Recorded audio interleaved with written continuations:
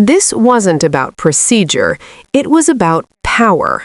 Watch closely as Marjorie Taylor Greene snaps, interrupts, and tries to silence Jasmine Crockett, and exposes exactly what today's GOP fears most.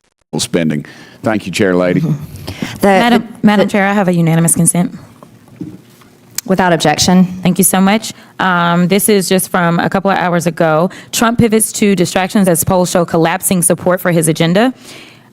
Without objection, so ordered. The next one is Donald Trump's approval rating plunges in multiple polls. Without objection, so The next ordered. one, Donald Trump's approval rating, new polls show shakeup over Iran bombing. Without objection, so ordered. The next one, Trump's approval rating drops to term low amid Israel-Iran war. Without objection, so ordered. I hope you're not reading the same thing from your phone, which it looked like. I now recognize. clarification- I now recognize Mr. Lynch from Massachusetts for 5 minutes. I just want to clarify, I can give you the sources because Mr. Lynch is recognized. Ms. Crockett, you're rudely interrupting Mr. Lynch's 5 minutes. Well, I've Ms. already said without objection, so ordered. Okay, then there we go. And we'll make Mr. sure you got it. Lynch is recognized, Ms. Crockett, for 5 minutes. Thank you. Madam Chair. What happened in that DOGE hearing wasn't accidental, and it wasn't just rudeness, it was strategy.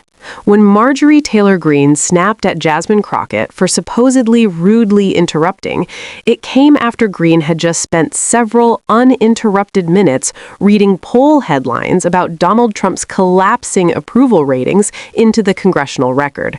One side was allowed to grandstand. The other was told to sit down and be quiet.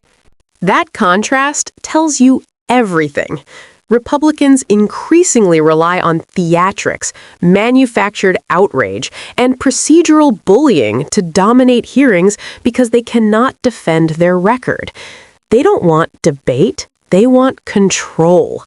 And when a sharp, prepared, unapologetic black woman like Jasmine Crockett speaks plainly and challenges the narrative, the response is immediate. Cut her off, scold her, and move on as fast as possible. But Crockett wasn't interrupting the process. She was interrupting the illusion. The illusion that Republicans are serious about oversight.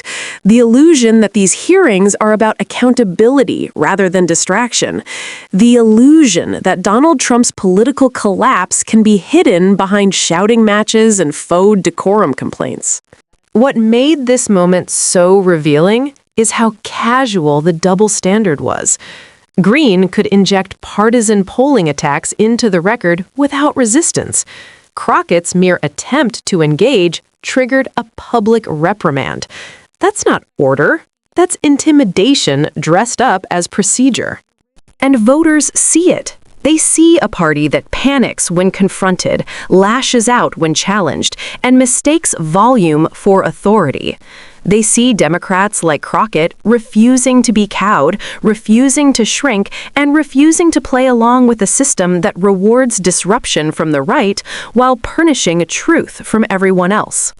This is why these moments matter, because democracy doesn't just erode through laws, it erodes through behavior.